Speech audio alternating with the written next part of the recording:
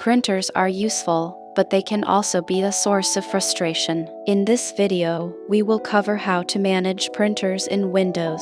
To begin, open Settings and go to Bluetooth and Devices, then Printers and Scanners. Here you see every printer connected to your computer. To add a new one, click Add Device, and Windows searches for available printers on your network or connected by cable. Select yours, and it installs automatically in most cases. Set a default printer by clicking it and choosing Set as Default, so documents print there without asking each time. If a print job gets stuck, open the printer's queue, then cancel or restart the stuck document.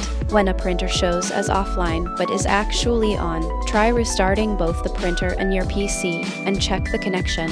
Keep your printer drivers updated for the best results. You can also set printing preferences, light color or black and white, and paper size within each printer's settings. With these tools, managing your printers becomes simple, and printing stays reliable whenever you need it.